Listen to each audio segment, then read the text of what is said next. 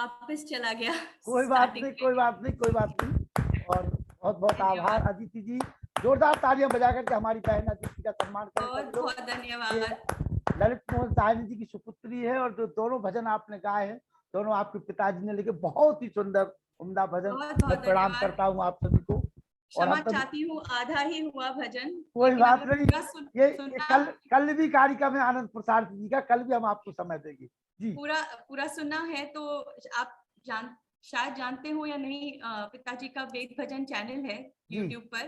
जी, वेद जानकारी है, वो भेजते रहते पिताजी आपका बराबर में जी भजन ललित जी। वेद भजन ललित मोहन के नाम पर उनका चैनल है, तो उनमें ये दोनों भजन है। अगर जी सुनना है तो चैनल बिल्कुल पे सुन बिल्कुल सकते बिल्कुल हैं। सुनेंगे अदिति जी। और आपके पिताजी बराबर में भी अपडेट भेजते रहते व्हाट्सएप पे, हम सभी का सौभाग्य है। और आचार्य आनंद प्रसाद जी हम सभी के बीच में समय चूंकि हमारा हो चुका है और 20-15 मिनट ज्यादा भी हो चुके हैं, मैं आपका अभिनंदन करता हूँ और निवेदन करूंगा कि आगे भी आप अपनी सेवाएं इस पटल को देती रहेंगी तो हम सभी का सौभाग्य रहेगा जी। आनंद प्रसाद जी।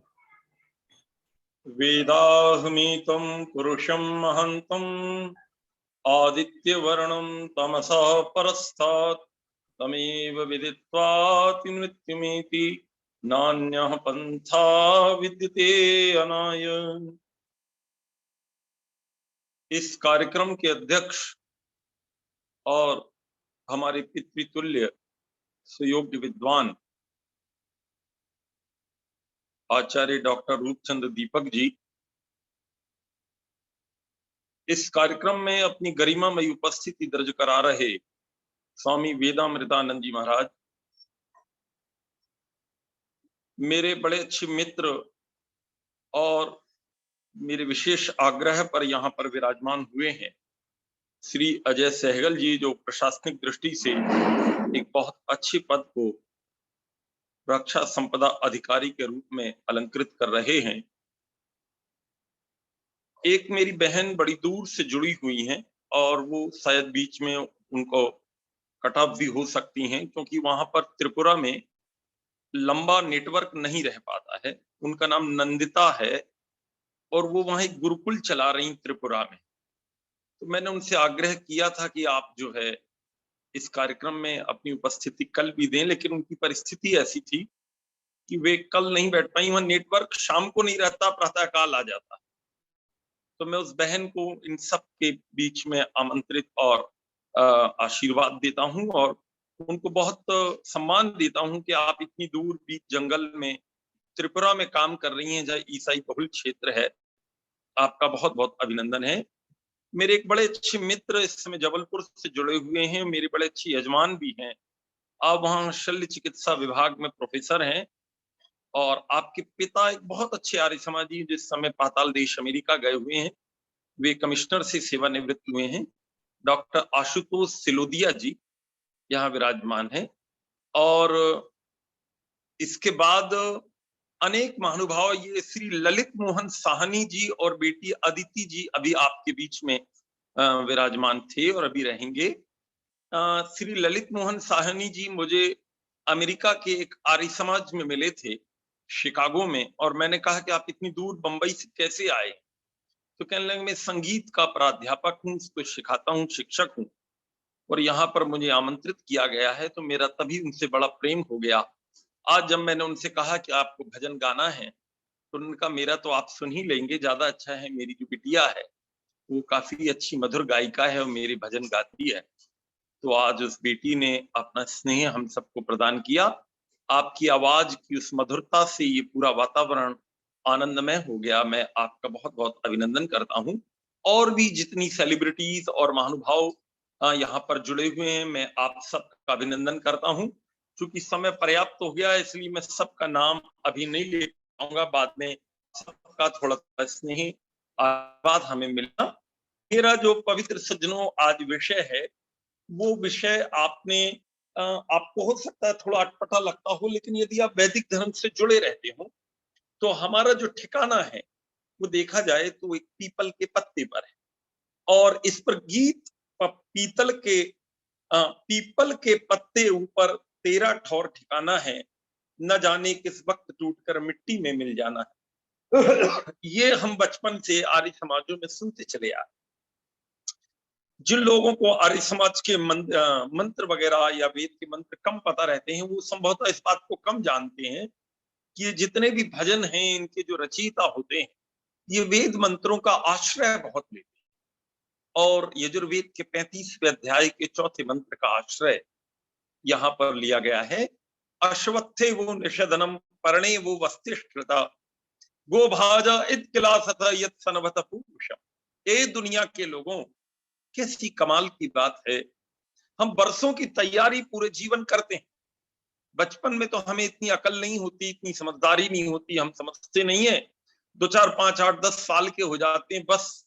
उसके बाद जैसे ही थोड़े से हम परिपक्व होते हैं, हम जो भी काम करते हैं सीधे 80, 70, 90 साल तक के लिए करते हैं कि मेरा जीवन व्यवस्थित हो जाए, मैं बहुत अच्छी नौकरी, बहुत अच्छा व्यापार, बहुत अच्छा गाड़ी घोड़ा मैं कमा लूं।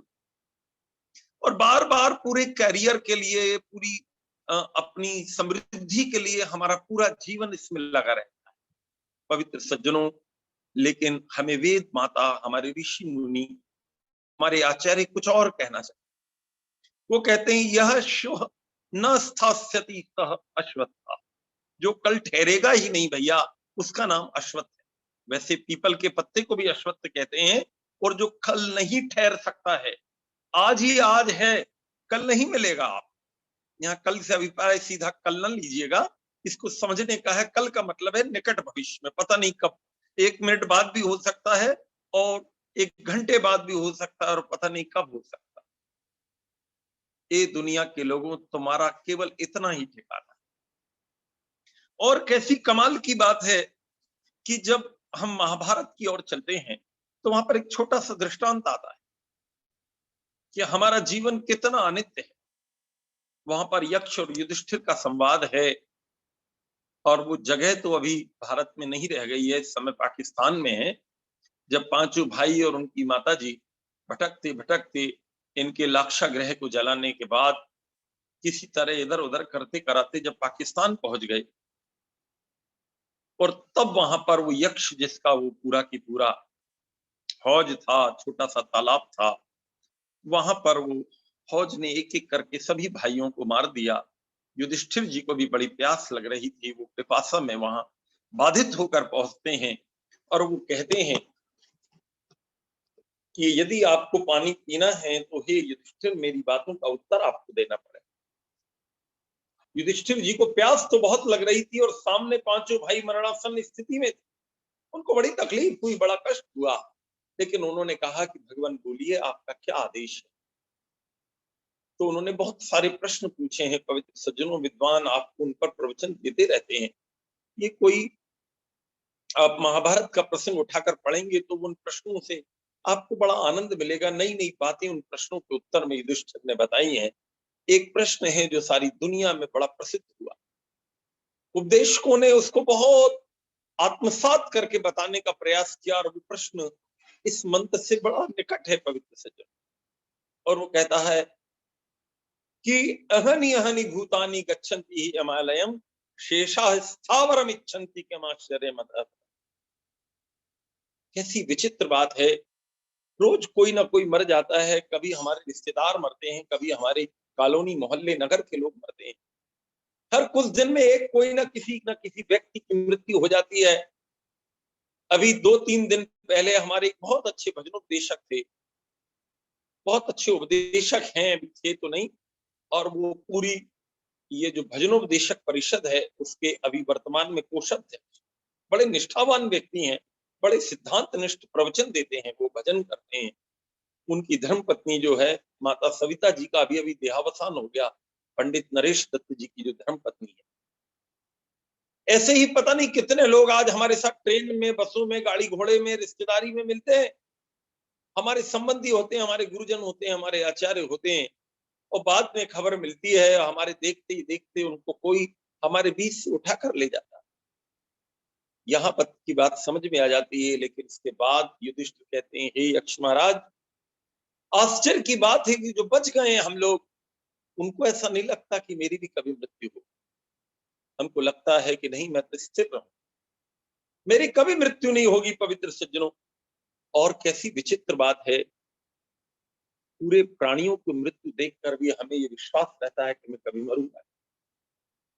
पवित्र सज्जनों, नौवें समोल्लास में एक छोटा सा प्रकरण ऋषि दयानंद ने तैयार किया है, और वो विद्या विद्या का जो पूरा प्रश्न है, आप उसको बड़ी तन्मयता से पढ़िएगा पवित्र सज्जनों। ये जो मृत्यु का प्रश्न है, जब मुक्ति का प्रश्न है, इसके बारे में बड़ा विस्तार से ऋषि दयानंद लिखते हैं, और वहां एक प्रश्न उठाया जाता है कि मुक्ति का उपाय क्या। भाई, ये मृत्यु आ रही है तो पक्की बात है, इसको तो मैं नहीं रोक पाऊंगा, मेरी इतनी ताकत नहीं, किसी जीवात्मा की इतनी ताकत नहीं है कि शरीर की मृत्यु को, इस शरीर और आत्मा के विछोह को रोक सके। वो तो होना है सुनिश्चित। लेकिन ऋषि दयानंद वहां पर बड़े मार्मिक शब्दों में और बड़े सरल शब्दों में कुछ बातें कहते हैं। पवित्र सज्जनों, वो कहते हैं विवेक किसे कहते हैं। विवेक शब्द मुझे बड़ा पसंद है। कुछ लोग अपनी संतान का नाम विवेक रखते हैं। विचिर पृथक भावे, जो दो के बीच का अंतर बता देता है उसे विवेक है। सत्य असत्य का अंतर जो बता दे, धर्म अधर्म का अंतर जो बता दे, कर्तव्य अकर्तव्य का जो अंतर बता दे, और इस निश्चय की स्थिति को जो प्राप्त करा दे दुनिया के लोगों को, विवेक है। ऋषि दयानंद ने एक तरीके से ये हेडिंग दे दी, और उसका जब वर्णन चला तो ऋषि दयानंद वहां पर एक वाक्य लिखते कि जीव और शरीर ये दो अलग अलग चीजें हैं। इनके विवेचन को अगर आप समझ जाते हैं दुनिया वालों, तो आपको ये विवेक सार्थक हो जाता है। तो समझ लीजिए, कोई जिज्ञासु पूछ रहा है कि भगवान, ये जीव और शरीर को हम अलग अलग कैसे समझें, तो वहां कोशों का वर्णन करते हैं। वो कहते हैं 5 कोश। पहला है अन्नमय कोश, ये हमारी जो त्वचा है, हमारी जो स्किन है पवित्र सज्जनों, इससे लेकर अंदर जो अस्थि है, हमारी जो हड्डियां हैं, इसके बीच में जितना भी सागर भरा हुआ है, दुनिया भर की नस नाड़ियां हैं, और ये जितनी भी चीजें हैं, इसमें पृथ्वी की प्रमुखता है। इसलिए ये पृथ्वी मय जितना भी है हमारे शरीर में, उसको अन्नमय कोश कहा गया है, और ये अन्न से मूल रूप से तैयार होता है।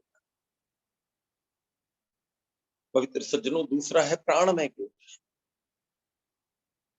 आपने ये वाइटल एनर्जी, जिसको आपने बार बार सुना होगा, हमारे अंदर एक प्राण शक्ति होती है। जैसे ट्यूब होता है किसी ट्रक का या स्कूटर का या कार का, कितना भार वो उठा लेता है। पवित्र सज्जनों, आपके अंदर भी इसी प्रकार की प्राण शक्ति भगवान ने विराजमान की। जो भीतर से बाहर आता है उसको प्राण कहते हैं, और जो बाहर से भीतर जाता है उसको अपान कहते हैं। और जो पूरे की पूरे शरीर में रस पहुंचाने वाला है, हमारी माँ के गर्भ में जब हम रहते हैं तो नाभि से कनेक्ट होता है हमारा शरीर माँ के साथ। यद्यपि वो बाद में हम संसार में आते हैं तो नाभि से उसका वो नहीं रहता, लेकिन तत्व तो वहीं रहता है। हम जो भोजन भी करते हैं वो वहां जाकर, वो फिर पूरे में जो वितरण की व्यवस्था है वो नाभि से ही एक ढंग से होती है। इसलिए आपने सुना होगा, भाई नाभि टल गई है, किसी का स्वास्थ्य खराब हो जाता, पेट गड़बड़ हो जाता, तो कहते भाई नाभि टल गई। वो नाभि जो है वो मूल है, जो कि सब जगह, इसलिए समान नाम का प्राण परमेश्वर ने वहां विराजमान किया। और ये जो हमारा कंठ है पवित्र सज्जनों, हम जो कुछ भी खाते पीते हैं वो अन्न को वहां से एक ढंग से खींचने का काम करता है। उसको उदान नाम का प्राण परमेश्वर, तेरी कैसी विचित्र व्यवस्था।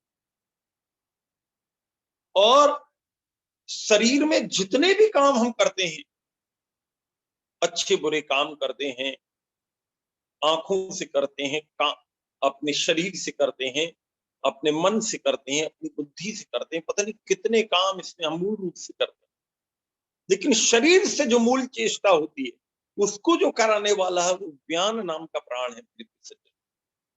ये प्राणमय कोश है। प्राण, उदान, व्यान, समान और अपान। प्राण, अपान, उदान, व्यान, समान, ये 5 प्राण है।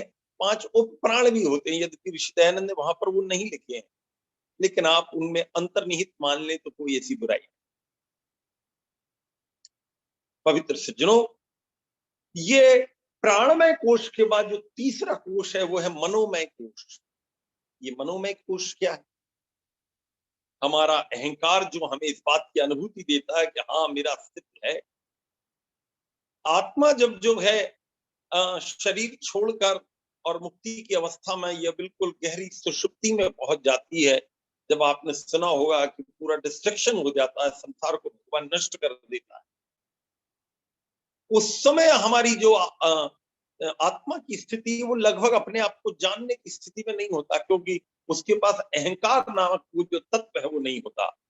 तो मन के साथ अहंकार और 5 कर्मेंद्रियां, इन सबको जोड़ लें तो ये मनोमय कोश हो जाता है। ये भी भगवान ने एक इंस्ट्रूमेंट हमको दिया। हमारी 5 ज्ञानेंद्रियां आप जानते हैं और 5 कर्मेंद्रियां भी जानते हैं। यहाँ कर्मेंद्रियों की चर्चाई, हमारे हाथ हैं, हमारे पैर हैं, हम जहां से मूत्र त्याग करते हैं, जहां से मल त्याग करते हैं, जहां से हम बोलते हैं, ये सब 5 कर्मेंद्रियां हैं पवित्र से। और मन जो है संकल्प विकल्पात्मकम मना, ये जो काम हमारा मन का है वो केवल मन ही कर पाता है, बुद्धि का काम अलग होता है। ये मनोमय कोश है। और फिर है विज्ञानमय कोश। ये हमारी जो बुद्धि है पवित्र सज्जनों, और मन का जो दूसरा भाग है जिसको आप चित्त कह सकते हैं। जैसे एक सिक्के के 2 पहलू होते हैं। चित्त तो एक ही है, उसको मन कह लो, चित्त कह ले, लेकिन जब उसका उस प्रकार से उपयोग होता है पवित्र सज्जनों तो उसको आप मन कह देते हैं। और जब उसका इस प्रकार ज्ञानेंद्रियों के साथ उपयोग होता है तो आप उसको चित्त कहते हैं, क्योंकि चिति संज्ञाने धातु से आप इसको बना। तो हमारी आंख है, हमारे कान हैं, हमारी जीवा है, हमारी त्वचा है, ये हमारी 5 ज्ञानेंद्रियां। और इनमें एक एक तत्व की मूल रूप से प्रधानता होती है। और इससे जितना भी ज्ञान आदि व्यवहार जीव करता है पवित्र सज्जनों, ये विज्ञानमय कोश कहलाता। थोड़ा सा और आगे बढ़िए पवित्र सज्जनों, मैं आपसे निवेदन कर रहा था। और एक कोश है, उसका नाम है आनंदमय कोश। नाम बड़ा सुंदर है। हमारे जीवन में प्रीति होती है, प्रसन्नता होती है, खुशी होती है, आनंद होता है। कभी हमें कम आनंद मिलता है, कभी ज्यादा आनंद मिलता है, कभी मध्यम आनंद मिलता है। ये सब जितना भी आनंद हम विभिन्न प्रकार से प्राप्त करते हैं, इनका जो मूल कारण रूप है उसको प्रकृति कहा। उस कारण रूप प्रकृति। और ये पूरे आनंद को पवित्र सज्जनों यदि आप समझना चाहेंगे तो आपको आनंदमय कोश इसको समझना होगा। ये 5 कोश हैं, अन्नमय, प्राणमय, मनोमय, विज्ञानमय और आनंदमय। और इन 5 कोशों से हमारी जो आत्मा है, हमारी आत्मा यानी हम स्वयं, कहने को आ जाता है हमारी आत्मा कोई अलग नहीं, हम ही आत्मा। पवित्र सज्जनों, ये हम जितनी भी कर्म करते हैं, जितनी भी उपासना करते हैं, जितना भी ध्यान करते हैं, चिंतन करते हैं, ज्ञान करते हैं, ये सब इन कोशों के माध्यम से ही इन व्यवहारों को हम कर पाते।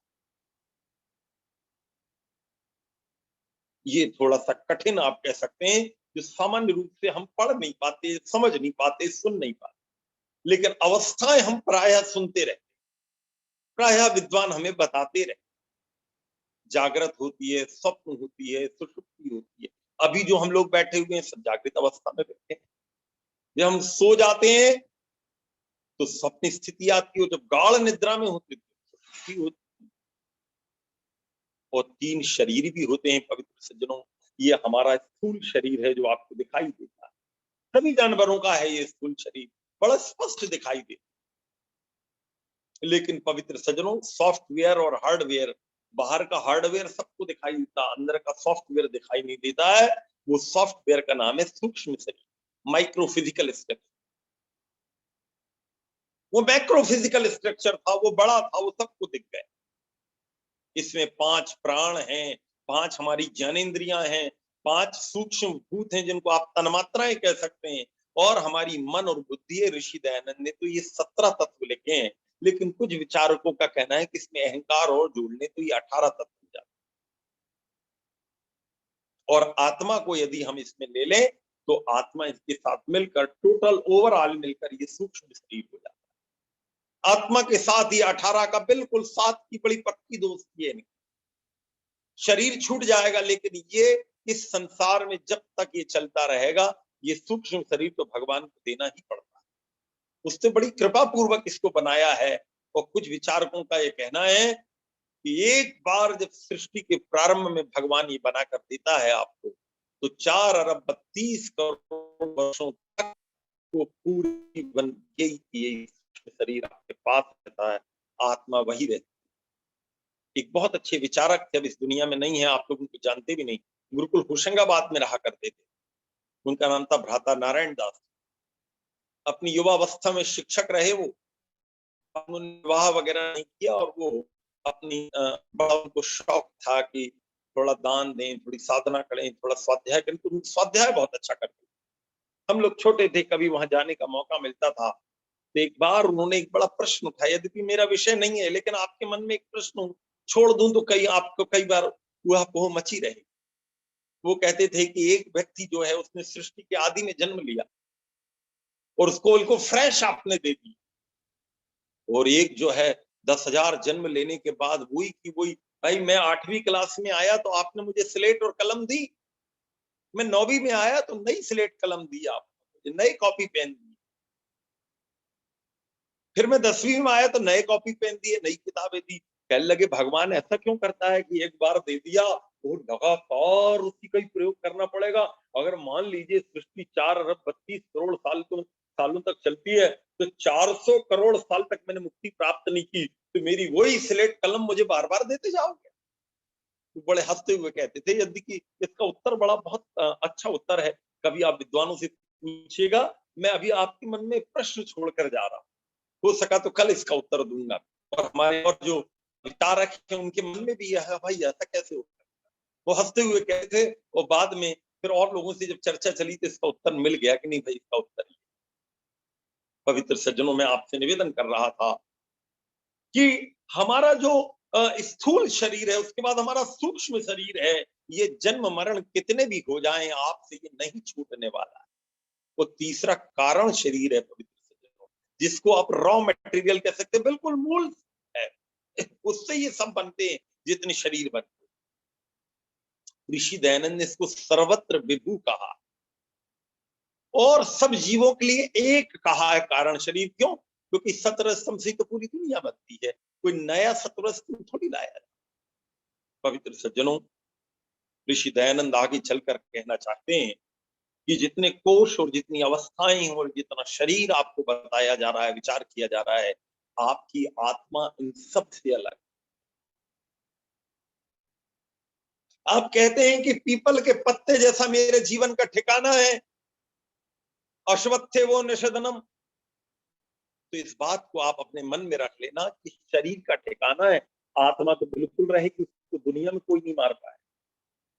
कभी किसी के मन में ये भ्रांति हो जाए कि जैसे शरीर खत्म हो जाता है ऐसे शायद आत्मा भी समाप्त हो जाती है, तो ऋषि दयानंद इस बात पर जोर दे देना चाहते हैं कि हमारी आत्मा हमारे इन सभी कोशों से, सभी अवस्थाओं से, सभी शरीरों से बिल्कुल सेपरेट है, अलग। पवित्र सज्जनों, आचार्य दयानंद थोड़ा सा आगे बढ़कर एक बात कहना चाहते। उनसे पूछा गया कि साधन क्या है, कैसे मैं इसको पा सकता हूं, जन्म मृत्यु के इस बंधन से मैं कैसे बाहर आ सकता हूं। पवित्र सज्जनों, उसके लिए ऋषि दयानंद एक शब्द का प्रयोग करते हैं, वो है वैराग्य, जिसको अंग्रेजी में आप लोग डिटैचमेंट बोलते हैं। इसमें जब आप सत्याचरण का ग्रहण करते हैं और असत्याचरण का परित्याग करते हैं, और पृथ्वी से परमेश्वर तक जितने भी पदार्थ हैं दुनिया वालों, इनके गुण कर्म स्वभाव को ठीक प्रकार जानकर और आप पूरी तरह जब उपासना में तत्पर हो जाते हैं, तो दुनिया के लोगों आपके मन में वैराग्य के भाव धीरे धीरे उद्भुत होने लगे। और आप आश्चर्य करेंगे पवित्र सज्जनों, जब ये वैराग्य के भाव उत्पन्न होते हैं हमारे मन में, हमारे जीवन में, तो क्या होता है, बड़ा अंतर आ जाता है। हमारा जीने का तरीका है पवित्र सज्जनों बहुत बदल जाता है। आपको मैं आचार्य पतंजलि की ओर ले जाना चाहता हूं। आचार्य पतंजलि जी अविद्या के कुछ लक्षण बताते हैं, वो विद्या के लक्षण समझ लीजिए चाहे अविद्या के समझ लीजिए, कान इधर से पकड़ लीजिए या उधर से पकड़ लीजिए, भाव उसका मूल वही। अनित्य शुचि दुख अनात्म शुचि सुखात्म ख्याति रवि। अब ये क्या है पवित्र सज्जनों, ये चार को समझ लीजिए और बिल्कुल सरलता है, ज्यादा इसको ज्यादा उलझाइएगा नहीं। पवित्र सज्जनों, बहुत सारी चीजें दुनिया में अनित्य हैं, हमारे से गलती होती है, हम उसको नित्य मानते। बहुत सारी चीजें अनित्य, जैसे उदाहरण के लिए ये पृथ्वी है, ये सूर्य है, ये चंद्रमा है, ये गैलेक्सीज हैं, ये बहुत सारे नक्षत्र हैं, दुनिया भर की जितनी चीजें आपको दिखाई दे रही हैं, समुद्र हैं, बड़ी बड़ी नदियां हैं, कितना बड़ा संसार है, अभी तो और खोज होती चली जा रही है। हम प्रायः ये मानते हैं कि ये हमेशा बना रहेगा। हमारे गुरुदेव पूज्य स्वामी सत्यपति जी महाराज कहा करते थे कि एक प्रलय अवस्था का संपादन किया जाता है, उसमें जो कुछ भी सामने आए आपके ध्यान में, उसको तुरंत आप समाप्त कर दें कि ये तो सतरस्त में बदल गया, इसमें कुछ नहीं बचना। एक भी वस्तु ऐसी नहीं होनी चाहिए जो मुझे बंधन का कारण तैयार कर दे मेरे। पवित्र सज्जनों, हमारा ये जो शरीर है ये बड़ा सुंदर, स्त्रियां पुरुष की ओर आकृष्ट हो जाती हैं, पुरुष स्त्रियों की ओर आकृष्ट हो जाते हैं। ये चला आ रहा है सृष्टि के प्रारंभ से, लेकिन आचार्य पतंजलि जो है वो इस आकृष्टि को रोकने की एक बहुत अच्छी सूक्ति देना चाहते हैं। अगर ये एक ही बात किसी के समझ में आ जाए तो बहुत अंतर आ जाएगा उसके जीवन के तरीके।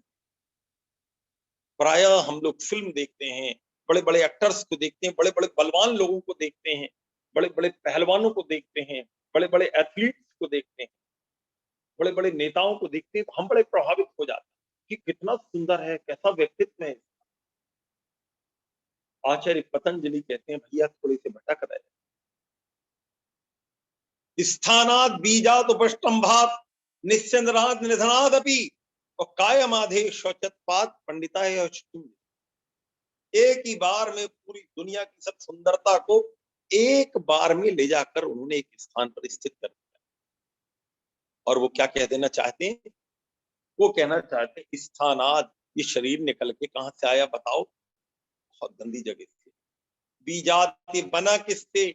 उपष्टंभात, ये ऊपर से ढका हुआ, अंदर तो बहुत गंदगी है इसमें, और इसमें बार बार श्रवण हो रहा है गंदगी का। निधनाद अपी, कभी ना कभी मरेगा जरूर। उसी पे तो पूरी चर्चा ही चल रही है कि श्वः, कल की कोई व्यवस्था नहीं ना। श्वः स्वम उपासीत को ही अस्य मनुष्यस्य श्वः वेदा। कल की उपासना मत कर, कल किसने देखा? आज की बात, कल तो हो सकता है हम रह ही ना पाए। और ये शरीर कितना भी अच्छा हो, ना भी मरता हो एक मिनट के लिए, मान लो ये दुनिया के लोगों, इतना तो पक्का है कि इसको बड़े महंगे से महंगे साबुन से साफ किया जाए, बहुत अच्छा सेंट लगाया जाए, बहुत अच्छे इत्र लगाए जाए, बड़े महंगे कपड़े पहने जाए, लेकिन बांस तो आने ही लगती। गर्मी के दिनों में इसकी अनुभूति आप बड़ी स्पष्ट कर सकते हैं। कहीं आप बैठ जाइए पवित्र सज्जनों, तो आपको ऐसा महसूस होगा बहुत गंदी बांस थोड़ी देर बाद आने लगती है, यदि थोड़ी सी हवा वगैरह हम न चला पाए। हमारी शरीर को हमेशा स्वच्छता की आवश्यकता है। शरीर और शरीर से संबंधित जितनी भी जड़ वस्तुएं हैं, और तो और बहुत सारी चेतन वस्तुओं में भी जो शरीर उनको प्राप्त है, उनके अंदर भी कहीं ना कहीं दुर्गंधी जरूर आती है। पवित्र सज्जनों, आचार्य पतंजलि यहाँ कह देना चाहते हैं कि ये दुनिया के लोगों, तुम्हारा ये जो शरीर है ये अंदर से बहुत गंदा है, तो बाहर से भी गंदा है। नाखून निकल रहे हैं, मांस निकल रहा है, और दुनिया भर के बाल निकल रहे हैं, दांत निकल रहे हैं, मलमूत्र निकल रहा है। ऐसी कौन सी चीज है तुम्हारे शरीर से न निकलती? सब गंदगी तुम्हारे इस शरीर से निकलती, और प्राणियों से तो शायद इतनी ना भी निकलती। लेकिन पवित्र सज्जनों, हम स्लिप हो जाते हैं जब किसी सुंदर को देखते हैं, उसके अंदर की गंदगी हमको नहीं, हम रीझ जाते हैं। तो इस रीजन के कारण पता नहीं कितने पाप दुनिया में हम लोग कर रहे हैं।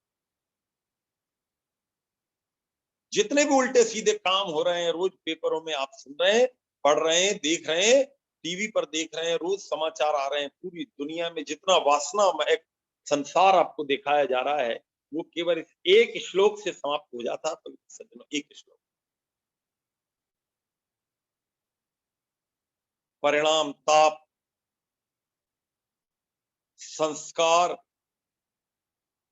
दुखे गुण वृत्ति विरोधाच दुखमेव सर्वम विवेक। ये दूसरे अध्याय में दूसरे पाद में हमारे आचार्य पतंजलि जी ने ये एक ऐसा सूत्र दे दिया है कि जितनी भी चीजों का तुम भोग करते हो अल्टीमेटली तुम्हें इससे दुख जरूर मिले। कोई भी चीज का भोग करो आप आघा जाएंगे, खाने में ले लो, पीने में ले लो, देखने में ले लो, सुनने में ले लो, लगातार कोई भी ऐसी चीज नहीं व्यक्ति करता रहे उस सूबे में। केवल ईश्वर के आनंद को छोड़कर सृष्टि में ऐसा कोई नहीं है जो लगातार आपको सुख देता। कहीं ना कहीं उसकी बाधा जरूर होगी। और जब इन चीजों को प्राप्त करने के लिए आप परिश्रम करते हैं, दौड़ा भागी करते हैं, जाना आना करते हैं, पर दुनिया भर का संसार जो हमने तैयार करके रखा है ये सब ताप दुख के कारण करके। जो संसार की उन्नति का काम करते हैं, राजा हैं, अच्छे अच्छे सृष्टि हैं, इंडस्ट्रियलिस्ट हैं, कभी वो ये मेरी बात सुन रहे हो तो उनको लगे कि ये तो बड़े खराब लोग हैं, हम तो इतने विकास का काम करते हैं और ये एक बार में ताप दुख में सबको एकदम समाप्त किए दे रहे हैं। भैया ये जो पूरी चर्चा चल रही है ये मृत्यु और जीवन की चल रही है, साधना और साधक की चल रही है। इसका ये मतलब नहीं है, इसका ये मतलब नहीं है पवित्र सज्जन कि हम विकास के कार्य छोड़ दें या संसार के जो मटेरियलिस्टिक उत्थान है वो सब बंद कर दिए। वो अपनी जगह यथोचित जिसको जो कर्तव्य है उसको करना होगा। ये साधना की चर्चा चल रही है। जब हम मृत्यु को सामने देखते हैं तो ये सब विचार हमें करना ही होगा। और ये हमारे संस्कार बार बार हमें उन भोगों की ओर ले जाते हैं, ये भी बड़ा दुख देता है। कोई अच्छा खा लिया, कुछ अच्छा पी लिया, कुछ अच्छा देख लिया, किसी और जगह आकर्षण में हम बंध गए, बार बार वो आकर्षण हमें अपनी ओर खींचता है। इसलिए कुछ विचारकों ने कहा है कि पहली बार पाप होते ही उसको रोक देना चाहिए, होने के पहले ही रोक दीजिए, नहीं तो पहली बार ही संस्कार पड़ गया तो पता नहीं कितने नाटक नचवाएगा। मैं आपसे निवेदन कर रहा था दुनिया के लोगों, आचार्य पतंजलि कहना चाहते हैं अनात्म। ये जो 4 प्रकार के दुख हैं इनमें अगर कोई सुख देख लेता है तो वो कहीं ना कहीं भटकाव में आ गया है, और कोई उस सुख में दुख देख लेता है तो भी वो भटकाव में आ गया। और हमारे जो संबंधी हैं, हमारे जो अपने लोग हैं, हम उनको अपनी आत्मा का एक भाग मान लेते हैं पवित्र से। आप देखिएगा कभी कोई हानि हो जाए, मोबाइल चोरी हो जाए, कितना दुख होता है। किसी की पत्नी मर जाए, पतिदेव मर जाए, बड़ी तकलीफ हो जाती है पवित्र सज्जनों। आदमी से बैठते नहीं बनता, कई लोग तो आत्महत्या कर ले। पति पत्नी तो मैंने ज्यादा निकट बता दिया, कई बार नेता के मरने पर लोग आत्महत्या कर ले। इंदिरा गांधी जब इस दुनिया से गई तो आत्महत्या की घटनाएं सुनने में आई। और भी कई नेता, ये जयललिता और इस प्रकार कई, जिनसे बड़ा आकर्षण होता है उनके अनुयायियों को, वो ये नहीं सोचते कि मेरी आत्मा से इस आत्मा का या इस व्यवस्था का कोई लेना देना नहीं, मेरी आत्मा बिल्कुल स्वतंत्र। पवित्र सज्जनों, मैं आपसे निवेदन कर रहा था कि ये जो पूरी की पूरी यात्रा है हमारी, इसमें यदि अविद्या और विद्या का ये अंतर हमारे समझ में आ जाए और हम ये ठीक प्रकार से समझ लें कि मेरी आत्मा इनसे पूरी तरह पृथक है, तो मुझे लगता है हमारी यात्रा पूरी तरह से बदल जाएगी, पूरी तरह से बदल। और प्रायः मृत्यु का ये जो डर है इसको दूर करने के लिए हम दुनिया भर के उपाय करते हैं पवित्र जनों। लेकिन आचार्य इसके जो उपाय बताते हैं वो थोड़े अलग हैं।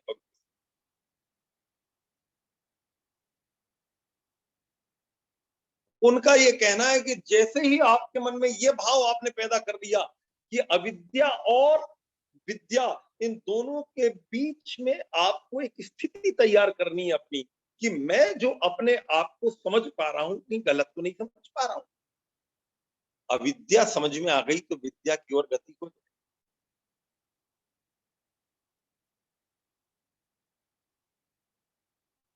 और यदि मुझे आप अनुमति दें पवित्र सज्जनों,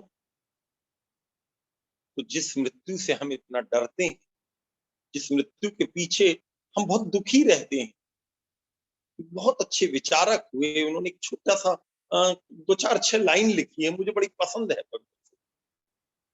मृत्यु से जो डर है व्यक्ति का, अगर वो आत्मा की नित्यता समझ ले तो वो डर समाप्त हो जाए। नाश की नींव पर नित्य निर्माण नव सृष्टि संचालिनी शक्ति करती रही, काल की वश मिटाए मिटी सृष्टि कब जीव जीता रहा देह मरती। व्याधि आई कि निर्व्याध हो देह, फिर मृत्यु आई कि जर्जर बने फिर युवा, काटते दुर्दिवस मृत्यु के आश्रय, वो दुखी सृष्टि को धीर धरती रही। है अटल विश्वव्यापी सृजन का नियम, ध्वंस से सृष्टि दूनी उभरती रही, मृत्यु आती रही मुक्ति का रूप धर, और प्राणी का घोर संताप हरती रही। किंतु जीव मरता नहीं, जन्मता भी नहीं, एक दिन वृद्ध होती सृष्टि, युवा सृष्टि सब, किंतु जवानी मिली सृष्टि को, क्यों उसकी मृत्यु से सृष्टि डरती। अगर ये मृत्यु ना हो तो पुनः हमारी जवानी कभी नहीं हो पाए, और मृत्यु न होती तो छटपटाता जगत। ये दुनिया के लोगों, अगर हम मरते नहीं तो हम तड़फने लगते कि मैं मर जाऊं।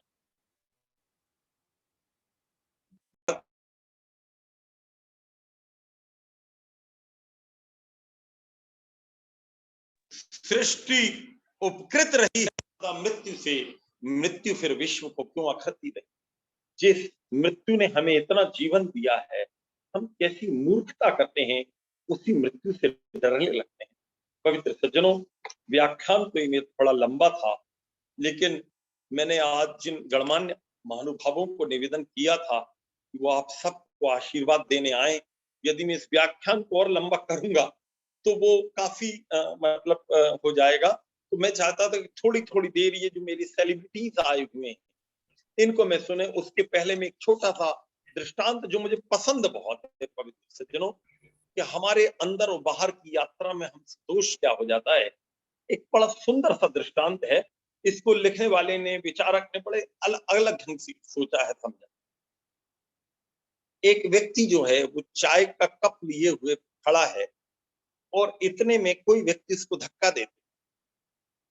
जैसे ही कोई उसको धक्का देता है तो उसकी चाय छलक जाती है। कोई इससे पूछे कि आपकी चाय क्यों छलक गई, तो कहेगा उसने धक्का मारा इसलिए छलक गई, और क्या हुआ। पवित्र सज्जनों, लेकिन जो विचारक हैं, जो साधक हैं, उनका कहना है कि आपकी चाय इसलिए नहीं छलकी कि उसने धक्का मारा तो चाय छलकी, आपके कप में चाय थी तो चाय छलकी। बस यहां से ये बात है कि हमारे मन में यदि ज्ञान है तो ज्ञान छलकेगा, प्रेम है तो प्रेम छलकेगा, वेद है तो वेद छलकेगा, और क्रोध है, काम है, ईर्ष्या है, छल है, कपट है, बेईमानी है, ये सब होगा तो ये छलकेगा। और ये जितने ज्यादा उल्टी सीधे छलकेंगी, हमारी मृत्यु की जो यात्रा है वो और लंबी होती चली जाएगी। और जैसे ही इसमें से धैर्य, क्षमा, सरलता, स्थिरता, करुणा, दया और यम, नियम, आसन, प्राणायाम, ये जितने ही छलकते चले जाएंगे, ऋषि दयानंद का और पतंजलि का अष्टांग योग छलकता चला जाएगा। पवित्र सज्जनों, हमारी उतनी ज्यादा आत्मा के अमृत की प्राप्ति होती चली जाएगी। पवित्र सज्जनों, जो षटक संपत्ति है उसका बड़ा सुंदर वर्णन ऋषि दयानंद ने नौवे समुल्लास में किया था, जो इससे ही संबद्ध था। उसका मुझे वर्णन यहाँ, क्योंकि उससे बिल्कुल लगा हुआ था, लेकिन अभी वो करीब करीब आज काफी देर से वो कार्यक्रम भी शुरू हुआ, और वो बहन अदिति जी का भी बड़ा जरूरी था, क्योंकि वो पहली बार इस कार्यक्रम में आई थी। मैं तो आपके बीच का हूँ, कई बार आया हूँ और कल भी और सेवा करनी है, पुनः कर दूंगा। मैं जो महानुभाव इसमें जुड़े हुए हैं, मैं कुछ लोगों का आपको परिचय दूं और थोड़ा-थोड़ा हम उन सबका आशीर्वाद लेंगे। इसमें जो अगर मैं जहाँ तक समझ पा रहा हूँ, मेरे एक मित्र मॉरिशस से जुड़ने थे आज और मैंने उनसे बड़ा आग्रह किया था, तो वो संभवतः जुड़ गए होंगे। अगर वो जुड़ गए हों तो वो मेरा उनसे निवेदन है, भ्राता सत्य प्रकाश बिगू जी उनका नाम है। अगर वो जुड़ गए हों तो 1 मिनट स्क्रीन पर आने की कृपा करें। और सत्य प्रकाश बिगू जी,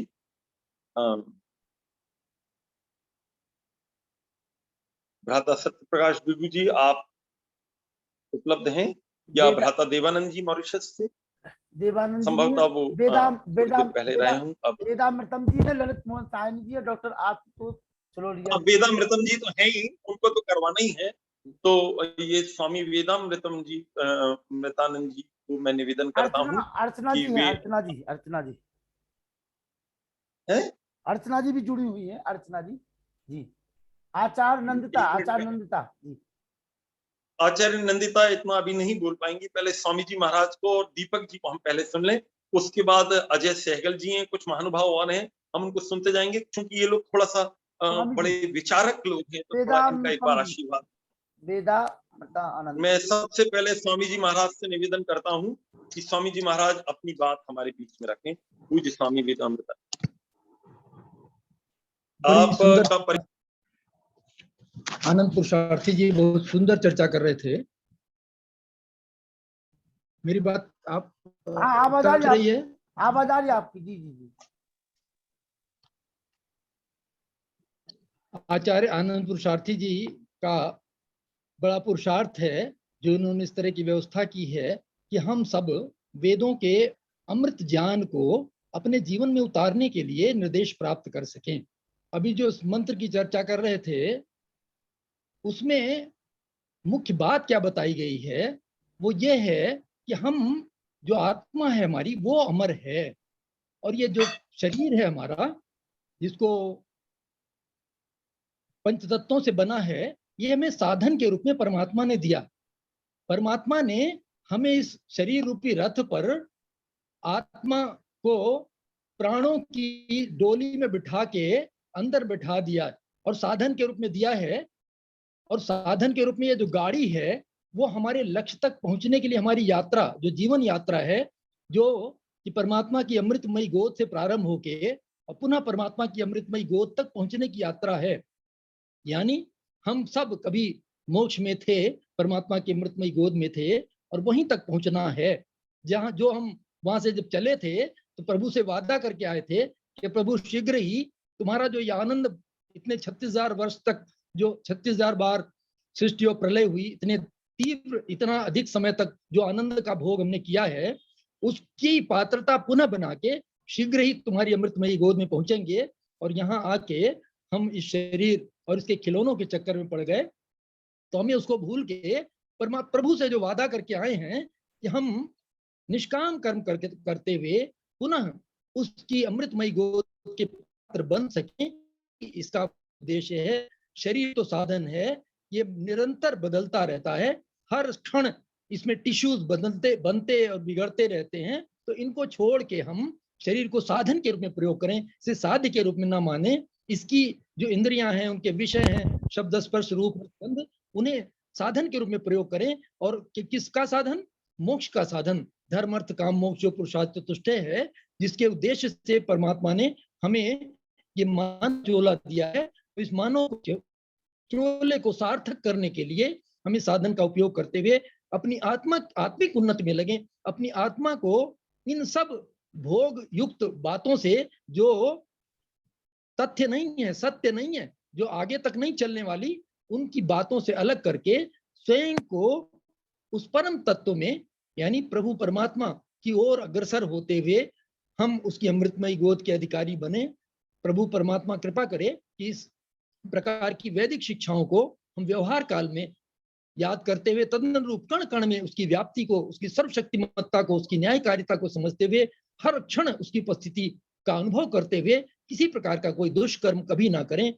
निरंतर पुण्य कर्मों से भी संचय नहीं करना है, पुण्य कर्मों का भी संचय नहीं करना है। अशुक्ल अकृष्ण कर्म यानी निष्काम कर्म करते हुए परमात्मा की अमृतमयी गोद तक पहुंच सकें, यही प्रभु से प्रार्थना है।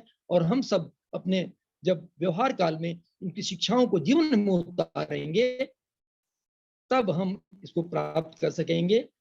Doctor Roopchand Deepak ji, doctor Roopchand Deepak ji. बहुत बहुत धन्यवाद स्वामी जी महाराज आपका, आपने अपना आशीर्वाद प्रदान किया है। भ्राता अजय सहगल जी यहाँ विराजमान हैं। आप एक उच्च अधिकारी हैं इस समय इलाहाबाद में, जिसका नाम प्रयागराज हो गया है। अभी मुझे बनारस में मिले थे। और डलहोजी आर्य समाज से आप जुड़े हुए हैं, बड़ा पुराना मेरा उनका परिचय है, लेकिन आज पहली बार आपके कार्यक्रम में वो विराजमान हुए हैं। मैं उनका अभिनंदन करता हूं और वे अपना स्नेह इन पूरी जनता जनार्दन को प्रदान करें, ऐसा मैं भ्राता अजय सहगल जी से आग्रह करता हूं। स्वागत है अजय सहगल जी प्रयागराज से हमारे बीच में, हम सभी का सौभाग्य जी। प्रणाम। आइए अजय जी, स्वागत है आपका, स्वागत है। प्रणाम जी, प्रणाम। आवाज आ रही है? जी आवाज आ रही है आपकी, जी बोलिए। आचार्य जी और अन्य सभी आर्यजन, आज का प्रवचन एक अमृत, हृदय में अमृत भर देने वाला प्रवचन रहा, व्याख्यान रहा।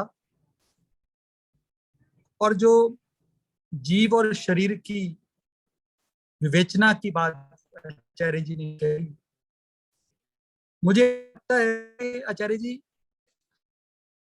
जीवन का आनंद, जीवन जीने का आनंद शुरू ही तब होता है जब हम इस अभ्यास में उतरते।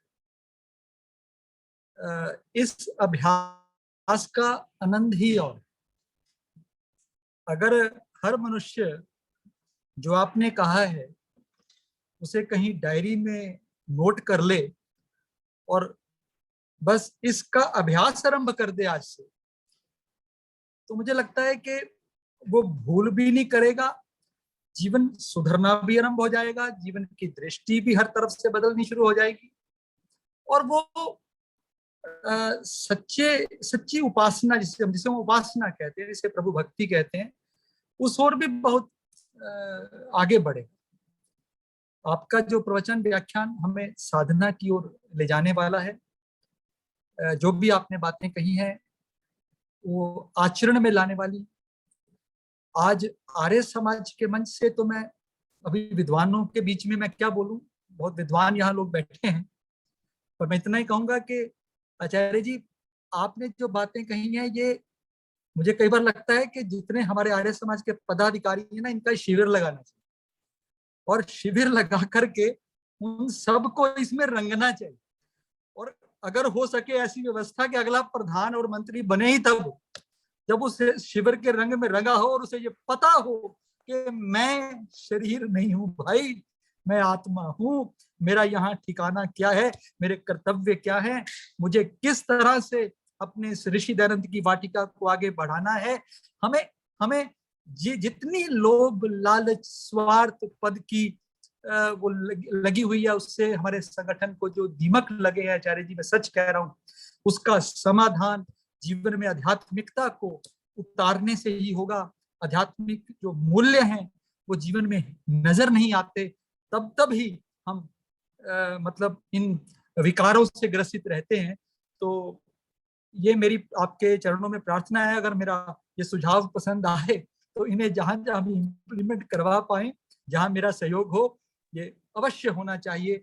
और हमें अपने जीवन में सबको, जो भी यहाँ जुड़े हैं, इवन बच्चों से लेकर के बड़ों तक, सबको अपने जीवन में ये उतारना चाहिए और इसका अभ्यास करते रहना चाहिए। योग साधना शिविरों में यही तो सिखाया जाता है। तो बहुत अच्छा लगा, बहुत ही अच्छा लगा, और मुझे लगता है कि सभी को बहुत ही प्रेरणा मिली होगी आज अपने जीवन को इस ओर बढ़ाने की। बहुत बहुत धन्यवाद, बहुत बहुत धन्यवाद। भ्राता जी, आपका बहुत बहुत धन्यवाद, आपने समय निकाला।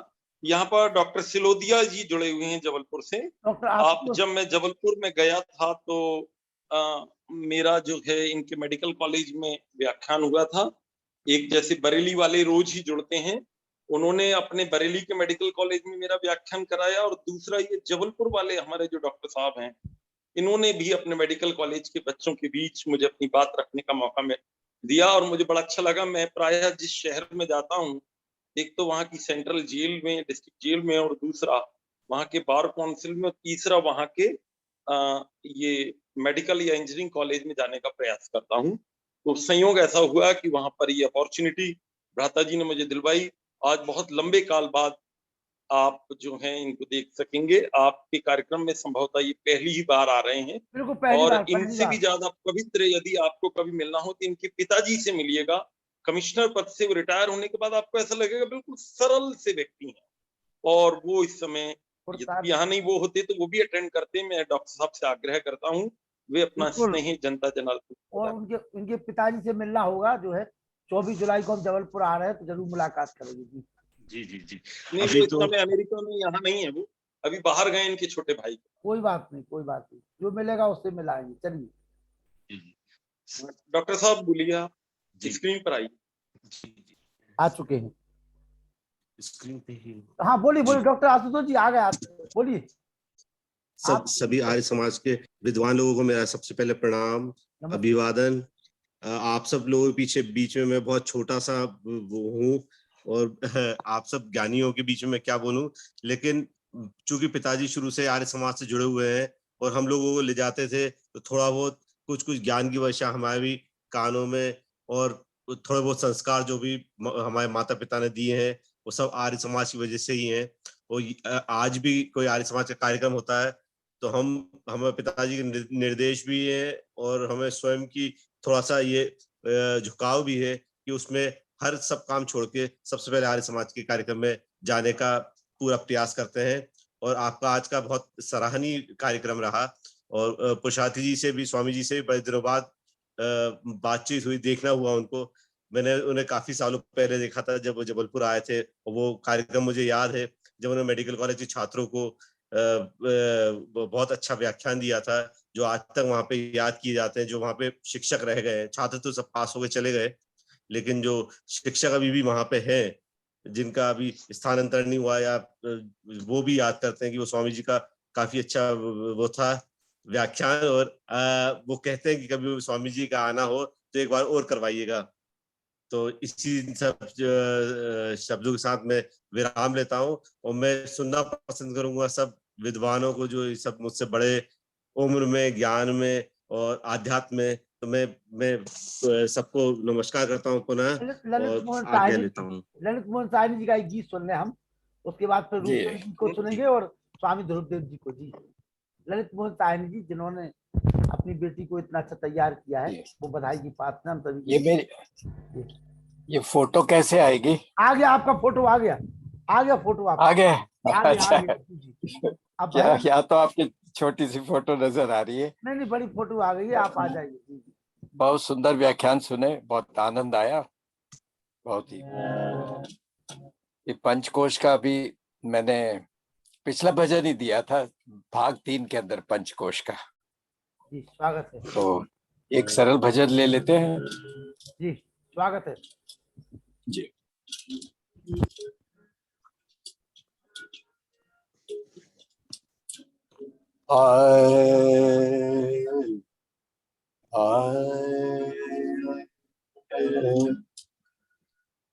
मेरे हृदय में प्रभु जी तुमको समीप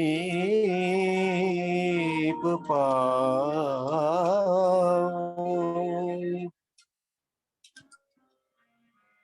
मांगू क्या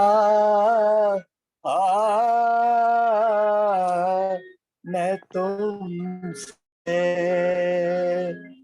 तुमको तुम्हीं से पाऊं। ऐसे में तेरी चाहत इस तरह आ रही है, चातक हो जैसे प्यासा निज प्यास मैं बुझाऊं।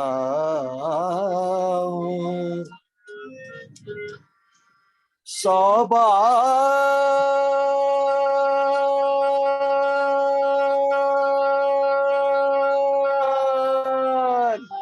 जन्म मिले तो तेरे ही गीत गाऊं।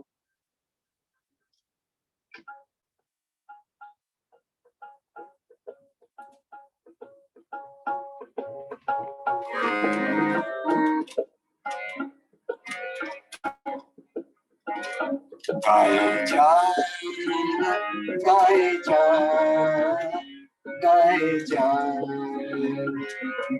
गाए जा गीत प्रभु के गाए जा गाए जा।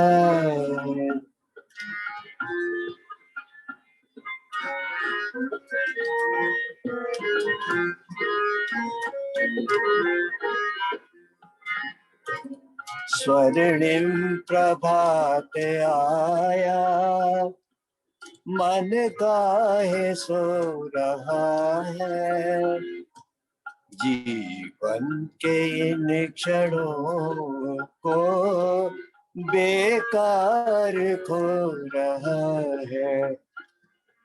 भटकेगा कोल कब तक बेआस बेसहारे, भटकेगा बोल कब तक बेआस बेसहारे।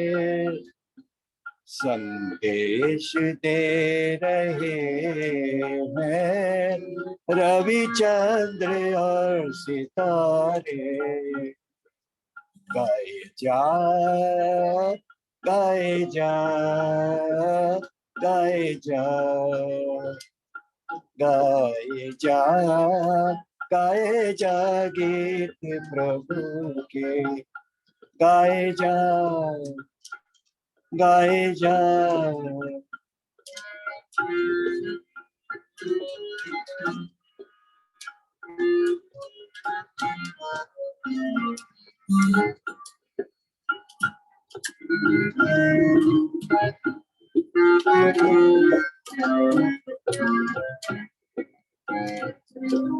खोया है तूने बचपन क्यों खो रहा जवानी, खोया है तूने बचपन क्यों खो रहा जवानी। सिमरन तो कर प्रभु का दीजिए जिंदगानी, सिमरन तो कर उसी का दीजिए जिंदगानी। बहने दे अपनी नैया प्रभु नाम के सहारे, बहने दे अपनी नैया भगवान के सहारे। संदेश दे रहे हैं योगी ऋषि हमारे, गाए जा गाए जा गाए जा गाए जा गाए जा गीत प्रभु के गाए जा गाए जा गाए जा। बहुत आभार, धन्यवाद। बहुत बहुत आभार। बहुत सुंदर आपका हुआ। मैं आवाज एक निवेदन करना चाहता हूँ, नागालैंड से श्री अरविंद जी जुड़े हुए हैं यहाँ पर, पहली बार आप किस कार्यक्रम में है संभवतः। क्या बात है, वाह। और वो जो बेटी त्रिपुरा से भी जुड़ी हुई है, मैं चाहता था वो बेटी जो आचार्य जी हैं त्रिपुरा गुरुकुल की, 2 मिनट वो अपना मुखारबिंद दिखा दें और अपनी संस्था के बारे में 2 मिनट बोल दें। इतनी दूर आपको यहाँ कोई थोड़ा अच्छा लगेगा सबको। आचार्य नंदिता जी, धन्यवाद।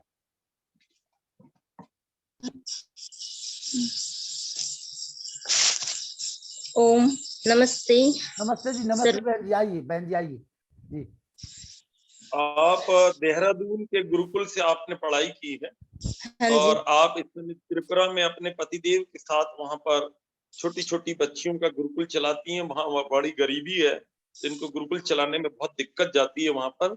इसलिए मैं इस पूरे जन समुदाय की ओर से आपको बधाई और शुभकामनाएं देता हूँ, और आपको कोई भी आवश्यकता हो तो हम लोग उसको जरूर पूरी करेंगे। आपका चेहरा दिख क्यों नहीं रहा बेटा? आ रहा है आचार्य जी, अरे आ रहा, नहीं, चेहरा आ रहा है, आचार्य आनंद नहीं, प्रसाद जी। आपका आ रहा, उनका नहीं। अरे उनका हाँ, भी ये अब उनका भी आ रहा है जी, बोलिए बहन जी। आप थोड़ी देर कुछ बोलेंगी? हाँ बोलेंगे, आचार्य जी बोलेगी बोलेगी। थोड़ा सा बोलिए। हाँ, हम लोग वर्तमान में त्रिपुरा में हैं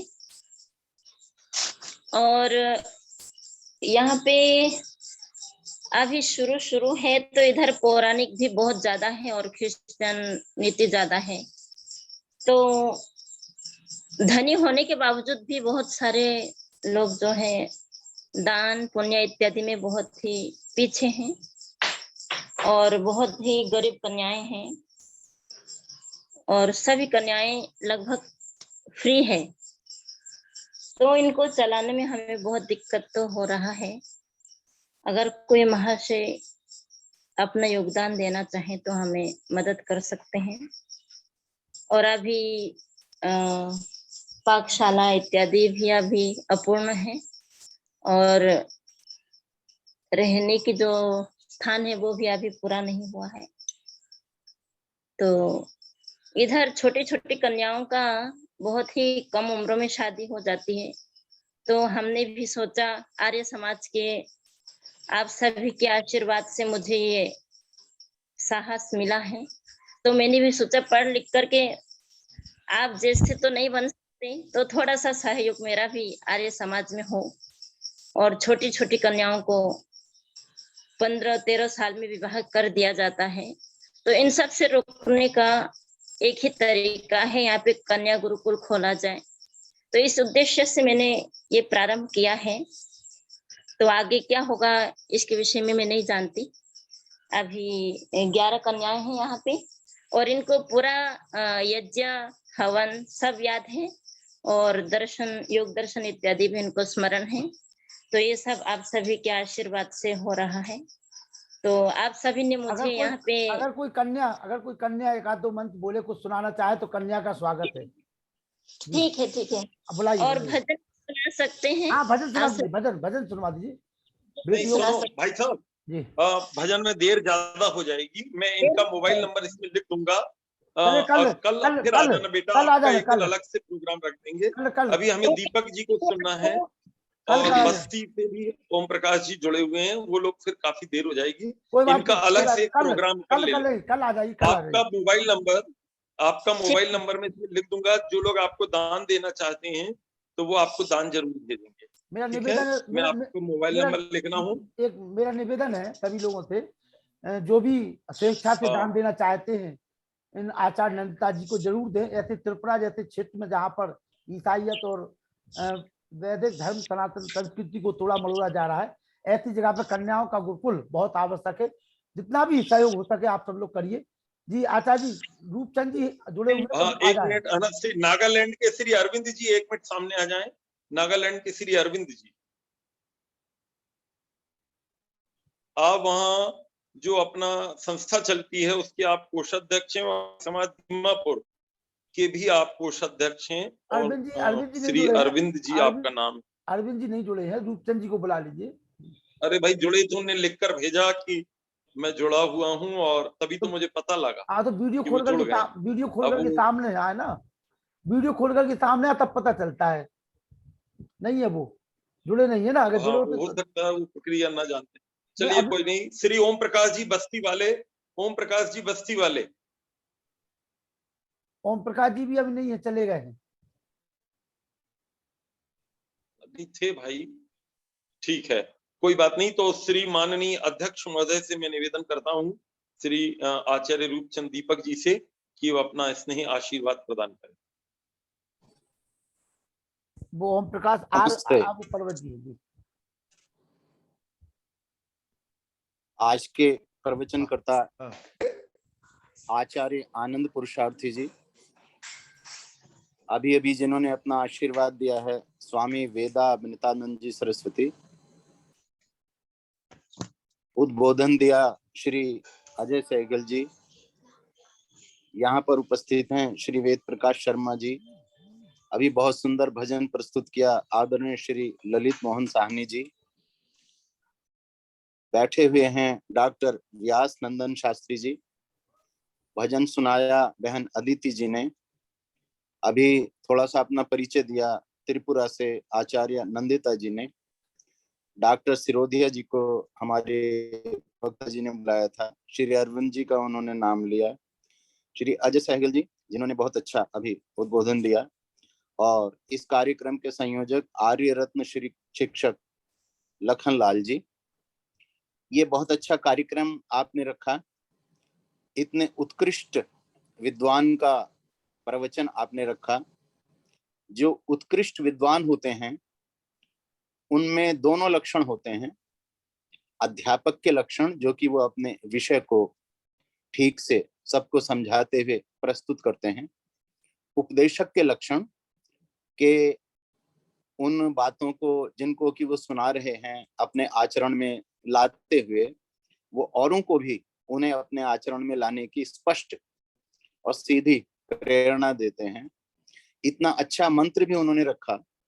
ये जो पीपल का पत्ता है, आप देखिए कोई कीड़ा है पीपल के पत्ते पे चढ़ा हुआ है, वो आश्वस्त है कि मैं इतने बड़े पत्ते पर बैठा हूं, मैं तो इसका 1/10 हूं और ये बड़ा पत्ता है, मैं इस पे बैठा हूं। उसे नहीं पता टूट जाए तो कीड़ा कहाँ जाएगा। लेकिन अगर उस कीड़े को कोई अदृश्य तार ऊपर से बांधे हुए हो, वायुयान से लटका हो या चंद्रमा से लटका हो, ये तो हम कल्पना से सोच रहे हैं, लेकिन अदृश्य कोई तार है उसमें वो कीड़ा बंधा हुआ है और पीपल का पत्ता टूट जाए तो भी वो कीड़ा बेसहारा नहीं होगा। पीपल के पत्ते को हम नहीं कह रहे हैं, ये जो संसार है इसको समझाने के लिए ये दृष्टांत दिया गया है। हम भी इसी पर टिके हुए हैं, संपत्ति पर टिके हुए हैं, संबंधों पर टिके हुए हैं, दुनियादारी पर ही टिके हुए हैं। लेकिन वो जो अदृश्य तार है, जो विवेक का तार है, भक्ति का तार है, योग का तार है, जो हमें ईश्वर से बांधे हुए है, अगर हम ईश्वर से बांधे गए हैं, हम बंध गए हैं, अच्छी तरह से उससे बंधे हुए हैं, तो फिर हम पीपल के पत्ते से नहीं डरेंगे। प्रत्येक व्यक्ति डरता है अगर वो ईश्वर से जुड़ा हुआ नहीं है तो। अगर वो ऊपर ऊपर से कहता है जुड़ा हुआ हूं और वास्तव में जुड़ा हुआ नहीं है तो भी डरेगा। लेकिन जो ईश्वर से जुड़ा हुआ है वो तो पत्ते को देखता ही नहीं, पत्ते को नहीं देखता तो फिर वो नहीं घबराएगा। और पत्ता अगर टूट जाए तो पत्ता भी टूट के कहाँ जाएगा, पत्ता भी अमर है, हम भी अमर हैं, तार भी अमर है। ये एक तो समझाने का तरीका है। काम क्रोध लोभ मोह से बचाने के लिए दृष्टांत देने पड़ते हैं। अविद्या अधर्म में पाप में मनुष्य फंसा होता है, उसको उन पापों से निकालने के लिए, उस पंख से, उस कीचड़ से ऊपर उठाने के लिए दृष्टांत देने पड़ते हैं। जो श्रेष्ठ बुद्धि के लोग हैं वो तो एक शब्द से समझ जाते हैं, जो साधारण बुद्धि के लोग हैं वो दृष्टांतों से समझते हैं। तो उनको समझाने के लिए पीपल के पत्ते का दृष्टांत दिया गया है। और जो हमारे विद्वान प्रवचनकर्ता ने षट् संपत्ति ये समझाई हैं, जिनमें अंतिम जो छठी है वो है समाधान। समाधान अर्थात गहन चिंतन, ध्यान करें हम, ऐसा ध्यान करें हम जो हमें समाधि तक ले जाए। तो इसी से वो अदृश्य तार हमको प्राप्त होता है कि फिर हम नहीं घबराते। तो बड़ा अच्छा आपने प्रवचन किया, मुझे भी जोड़ा इतने बड़े विद्वानों से। इन सबके मैंने, इनमें अनेक ऐसे हैं जिनके पहले दर्शन नहीं किए थे, आज दर्शन हुए। मैं सबको प्रणाम करता हूँ। और मुझे कार्यक्रम के बारे में भी बताया कि ये कार्यक्रम चलता रहता है, अभी 4 दिन से चल रहा है। तो इसके जो संयोजक हैं, जो इसके आयोजक हैं, वो भी साधुवाद के पात्र हैं, जिन्होंने भजन प्रस्तुत किए हैं, थोड़ा उद्बोधन किया है। मुख्य प्रवक्ता जी के अतिरिक्त भी जिन्होंने थोड़ा थोड़ा हमको प्रेरित किया है, उन सबके हम धन्यवादी हैं। सबसे हमें लाभ होगा। और ये प्रवचन ऐसा था कि हमें हमेशा याद रखना चाहिए। हम प्रवचन काफी सुनते हैं और कई बार ऐसा होता है कि सुनते सुनते सुनते सुनते फिर वो याद रखने की हमारी प्रवृत्ति चली जाती है, मगर प्रत्येक प्रवक्ता हमको कुछ नई बात देता है, नई प्रेरणा देता है, नए ढंग से देता है, नई श्रद्धा से देता है। हमें उसको अपने हृदय में अवश्य स्थान देना चाहिए। और इस प्रकार से अगर हम विवेक की बूंदों को संजोते रहें, जैसे घड़े में एक एक करके जल की बूंदे हम संजोते हैं, अपने बैंक में हम हजार हजार रुपया करके थोड़ा थोड़ा करके काफी ज्यादा संजोते हैं, तो हमें जरूर विवेक प्राप्त होगा। और फिर पीपल का पत्ता तो अपनी जगह रहेगा और उसका और हमारा जो संबंध है वो भी रहेगा, लेकिन हम डरेंगे नहीं, ईश्वर से जुड़ जाएंगे और मोक्ष को प्राप्त करेंगे। मोक्ष की ओर ले जाने के लिए प्रेरणा देता है ये मंत्र। हम मोक्ष को समझें, संसार में भी अपना जीवन भली प्रकार से गुजारें, चाहे हम गुरुकुल चलाएं, चाहे हम खेती करें या और कोई काम करें, उसको ढंग से हम निभाएं। अपने आचरण में वैदिक और जो योग की पद्धति है उसको बसाते रचाते हुए हम इन कामों को भी करें और फिर इनसे ऊपर उठ करके ईश्वर से जुड़ जाएं, ईश्वर को प्राप्त कर लें। ये हमारा गंतव्य है, वहां तक हमें पहुंचना है। प्रभु करे हम सब वहां तक पहुंच सकें। इति ओम शम। नमस्ते। डॉक्टर रूपचंद दीपक जी, बहुत बहुत आभार आपका। और हम ऋणी हैं आपके कि आप हमारे इस पटल पर आकर के अपने दर्शन लाभ के साथ साथ अपने विचारों से हम सभी को अवगत कराया है। ओम प्रकाश आर बस्ती हमारे बहुत ही अच्छे आर समाजी हैं और आपने बड़ा पुरुषार्थ बस्ती क्षेत्र में उस समय पूरे देश में कर रहे हैं, लखनऊ उत्तर प्रदेश सहित, और तमाम अभी वाराणसी में भी आपने शिरकत की, लखनऊ में भी अभी जो आर्मी दल का शिविर लगा उसमें भी आपकी सहभागिता रही। हमारे बड़े भाई सम्मानित ओम प्रकाश आर बस्ती जी, मैं निवेदन करूंगा कि आप आवे और आपका भी स्नेह प्रेम हमें हमेशा मिलता रहता है। ओम प्रकाश जी आइए आप। ओम प्रकाश आर जी बस्ती, ओम प्रकाश आर जी बस्ती, ओम प्रकाश जी मेरी आवाज सुन रहे हैं? आइए आप। चलिए मैं निवेदन करूंगा डॉक्टर व्यास नंदन शास्त्री जी से, केवल 1 मिनट। डॉक्टर व्यास नंदन शास्त्री जी, चलिए ओम प्रकाश जी आ गए। आइए ओम प्रकाश जी, बोल ओम प्रकाश जी बोलिए बोलिए। हाँ, देखिए आदरणीय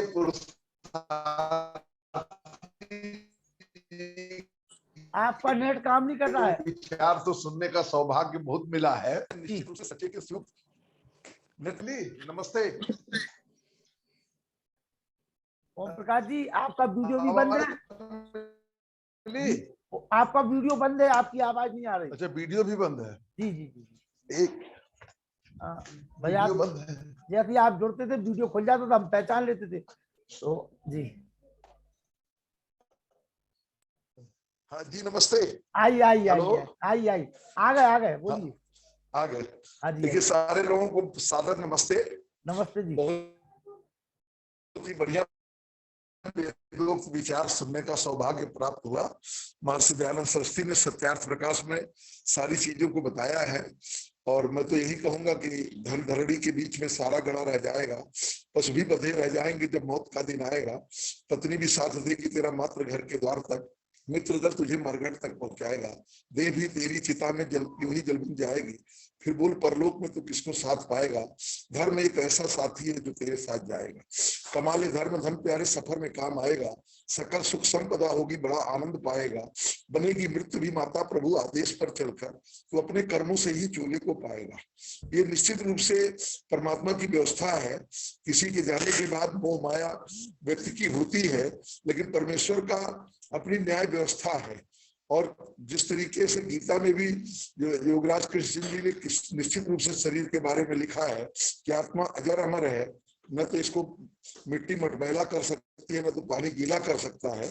लेकिन कहीं ना कहीं जब हमको ये सर्वश्रेष्ठ योनि मिली है, इस योनि के द्वारा हमें अपना व्यक्तिगत उत्थान करना चाहिए। जब हमारा व्यक्तिगत उत्थान होगा तो हम पारिवारिक उत्थान कर पाएंगे, तब सामाजिक उत्थान कर पाएंगे, तब राष्ट्रीय उत्थान कर पाएंगे। कहीं ना कहीं जो वेदोक्त बातें वो जो स्वामी जी द्वारा सुनने को मिली, जब इतनी बातें लोगों के दिलो दिमाग में आएंगी तो कहीं ना कहीं ईश्वर का डर उसके अंदर आएगा, और जब ईश्वर की डर और प्रेरणा आएगी तो उसको ये महसूस होगा कि कहीं ना कहीं हमारे ऊपर मातृवान, पितृवान, आचार्यवान का जो एक कर्जा है, उस कर्जे से हम कैसे विरुद्ध हो। जाने अनजाने आज आदमी किस तरीके से दिग्भ्रमित होकर झूठ बोलता है, किसी से कपट करता है, ईर्ष्या करता है, लोभ करता है, कहीं ना कहीं से प्रभावित रहता है अपनी ज्ञानेंद्रियों की प्रवृत्तियों द्वारा। लेकिन ये जो प्रेरणा मिली, इससे एक शक्ति मिली कि मनसा वाचा कर्मणा, कितनी भी संघर्ष हमारे सामने हो, कितनी भी मुसीबतें हो, कितनी भी समस्याएं हो, लेकिन हमें दिग्भ्रमित नहीं होना चाहिए और हमें ईश्वरीय रास्ते पे ही चलना चाहिए। क्योंकि हमको जो अष्टांग योग मिला है, उस योग के द्वारा यदि हम अनुपालन करते हैं तो कहीं ना कहीं से हम अपने जीवन में बहुत ही उच्च पद पर पहुंच सकते हैं। तो स्वामी जी तो बस्ती वगैरह में आकर के 100 लोग, 200 लोगों का यज्ञ के द्वारा जो आपने मोटिवेशन दिया, स्कूल कॉलेजों में दिया, निश्चित रूप से बहुत बड़ा कार्य है। और इसी तरीके से नखल लाल जी भी अनवरत लगे हुए हैं, क्योंकि 3 तरीके के लोग होते हैं। एक लोग शुरू करते डर के मारे बंद कर देते हैं, एक शुरू करते आधे छोड़ देते हैं, लेकिन भाई लखन लाल जी है जिस कार्य को पकड़ लेते हैं, करके दम लेते हैं। और मैं तो कहा करता हूँ, सच है, समस्याएं जब आती है कायर को ही दहलाती है, सूरमा नहीं विचलित होते, वो कभी नहीं धीरज होते। है कौन विद्र ऐसा जग में टिक सके लखन लाल जी के मग में। जिस तरीके से विद्वानों का सामंजस्य, जिस तरीके से आपने तालमेल, जिस तरीके से बड़े बड़े विचारकों को आपने जोड़ा, ये कहीं ना कहीं इसी ऋण से ऊर्ण होने का बहुत बड़ा तरीका है।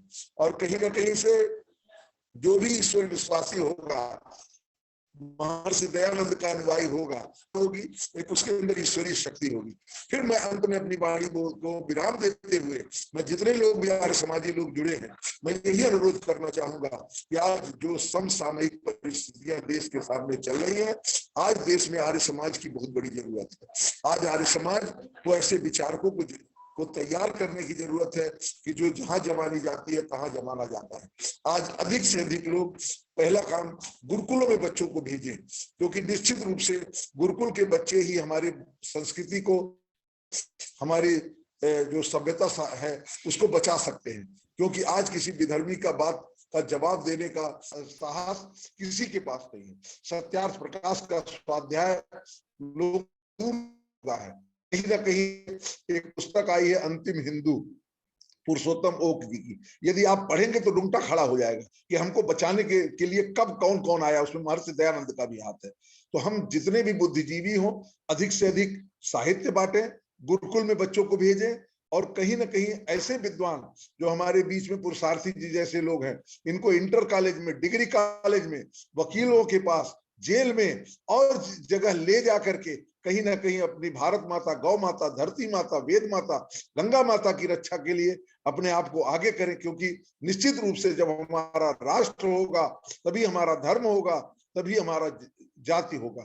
और मैं तो कहा करता हूं कि ले दे करके आज समाज के पास वो फाउंडेशन, वो नीति, वो नियम है कि जो अभी भी भारत को पुनः विश्व गुरु बना सकता है।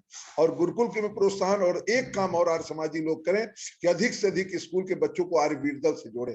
क्योंकि आर्यवीर दल ने उस समय में सुचिता कृपलानी को जब कहीं ना कहीं पाकिस्तानी गुंडे पकड़ ले गए थे कांग्रेस के, यही आर्यवीर दल के लोग उनको खींच के लाए थे।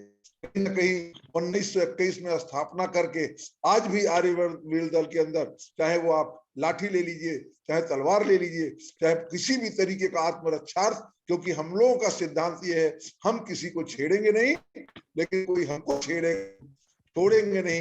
और निश्चित रूप से महर्षि दयानंद का भी ये सिद्धांत रहा है। तो मैं चाहूंगा कि सारे लोग इस तरीके से जुड़ करके पुनः अपने कर्तव्य को समझे कि जिस तरीके से महर्षि दयानंद ने अपना स्वाध्याय, अपना राजाओं के बीच जाकर के बड़े बड़े लोगों को जाकर के प्रेरित किया, अपने जीवन में एक अमूलचूल क्रांति मचाया। हम मदन लाल ढिगरा को देख लीजिए, राम प्रसाद बिस्मिल को देख लीजिए, झांसी रानी को देख लीजिए, लाला लाजपत राय को देख लीजिए। जो प्रेरणा मिली वो महर्षि दयानंद से मिली। ऐसे विचारक जो अभी हमारे बीच बोले हैं, तब जाके बोलेंगे तो निश्चित रूप से लोगों के अंदर एक ओज, एक तेज, एक बल, एक बुद्धि, एक ज्ञान, एक ऐश्वर्य, एक शौर्य, एक कीर्ति, एक पराक्रम आएगा और पुनः भारत विश्व गुरु होगा। ओम सम। बहुत बहुत आभार सम्मानित बड़े भाई ओम प्रकाश आर अवस्थी जी। और आपने जो पुरुषार्थ बस्ती क्षेत्र में किया हुआ है, मैं तो कहूँगा पूरे देश भर में आप जो आरबी दल की अलग जगह हुए, जैसा कि मैंने बताया आपको कि परमात्मा की ऐसी व्यवस्था है, उस व्यवस्था को आपने स्वीकार किया और उसके बावजूद इतना बड़ा कष्ट आपके परिवार पर, आपके ऊपर आया, लेकिन उसके बाद आपने महर्षि दयानंद सरस्वती के उस अभियान को रुकने नहीं दिया। इसलिए मैं इस मंच की पटल से आपको प्रणाम करता हूँ और उस बेटे को कार्तिक जो हमारे बीच में नहीं रहा, उसको ईश्वर से प्रार्थना करता हूँ परमात्मा उसको सदगति दे और आपके ऊपर जो कष्ट आया इसको सहन करने की शक्ति दे और निरंतर प्रवाह के रूप में आप महर्षि दयानंद का कार्य कर रहे हैं। मैं इसलिए आपको बहुत बहुत प्रणाम करता हूँ। देवानंद जी हमारे बीच में मॉरिशस से जुड़े, केवल 1 मिनट का समय हमारे पास है। देवानंद जी केवल 1 मिनट का समय। 1 मिनट। बहुत सभी को लोगों को नमस्ते, मॉरिशस से नमस्ते सभी लोगों को। 1 मिनट बहुत आपने दिया। यह जो रतनलाल आर्य जी हैं, आपका जो प्लेटफॉर्म बनाया है ये बहुत अच्छा विचार है, बहुत सुंदर विचार है। पहली बार मैंने ऐसे प्लेटफॉर्म को ज्वाइन किया। अब 1 मिनट में जो मैंने अपनी बात कहना है, बहुत कुछ हमने सुना है आर्य समाज पर, ये सुना है, वो सुना है, वो सुना है, बहुत सी बातें, और ये सब बातें सत्य बातें हैं। लेकिन मैं इस प्लेटफॉर्म में जो देख रहा हूँ, बहुत सी संभावनाएं हैं आर्य लखनलाल जी, बहुत संभावनाएं हैं। तो मैं ये आग्रह करूंगा कि बहुत से लोग जुड़े हुए हैं, चलो इस प्लेटफॉर्म को मैं आग्रह करता हूँ क्षमा करना, एक नया मोड़ दें। कुछ जो योजना शुरू हो गई है चलो हम सहयोग दें, उन योजनाओं को सहयोग दें, ताकि जो कुछ भी हम बोली में बोल रहे हैं उसे एक कार्य रूप दे सकेंगे। कहीं कहीं पर ऐसे हमारे भाई बहन हैं जो योजनाएं खड़ा कर रहे हैं, लेकिन कुछ न कुछ कठिनाइयां हो रही हैं जिनके कारण योजनाएं आगे नहीं जा पा रहे हैं या बहुत कठिन हो रहा है। तो चलो हम 1, 2, 3 योजनाओं को ढूंढकर इस प्लेटफॉर्म के माध्यम से उन योजनाओं को सरल बनाएं और जो कुछ हम बोल रहे हैं, अभी वाणी में बोल रहे हैं, उसे कार्य रूप दें। यही मेरा आग्रह है। और 1 मिनट में सोचता हूँ इस विचार से ज्यादा कोई और अच्छी बात नहीं है कि ये 1 मिनट का आपने मुझे दिया। मैं तो देवानंद जी कल भी आपको समय दूंगा और आपने जो विचार रखा है कि हम सभी मिलकर के उन प्रथाओं को लाएं जो करने योग्य है, अवश्य पे विचार किया जाएगा। व्यासनंदन शास्त्री जी शांति पाठ कराएंगे जी। बहुत बहुत धन्यवाद। शांति पाठ करें जी। ओम द्यौः शांतिरंतरिक्षं शांति पृथिवी शांतिरापः शांतिरोषधयः शांति वनस्पतयः शांतिर्विश्वे देवाः शांतिर्ब्रह्म शांति सर्वज्ञ शांति शांतिरेव शांति सामा शांतिरेधि। ओम शांति शांति शांति। चंद्रकांता जी जयकार लगवाइए। चंद्रकांता जी जयकार लगवाइए। चंद्रकांता जी पुरुषोत्तम रामचंद्र महाराज की जय। कृष्णचंद्र महाराज की जय। महर्षि दयानंद सरस्वती की जय। आनंद राज जय। श्रद्धानंद की जय।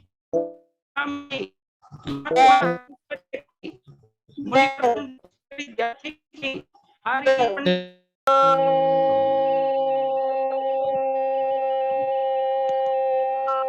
सबको सादर नमस्ते जी। नमस्ते और सभी को सादर नमस्ते जी। शास्त्री जी नमस्ते। बहुत उत्तम, बहुत अजय सहगल जी की माता जी दिखाई दे रही थी हमें, मैं उनको चरण स्पर्श करता हूँ। अजय सहगल जी की माता जी भी सुन रही थी। और ललित मोहन साइनी जी नमस्ते जी। अनिल जी नमस्ते। डॉक्टर रूपचंद दीपक जी, आशुतोष जी, धन्यवाद। अर्चना नंदिता जी, मॉरिशस से देवानंद जी, अनिल नरोला जी, अजय सैगर जी, व्यासनंदन शास्त्री जी, सभी लोगों ने जो आज अपनी उपस्थिति दी है, सभी लोगों का बहुत बहुत आभार।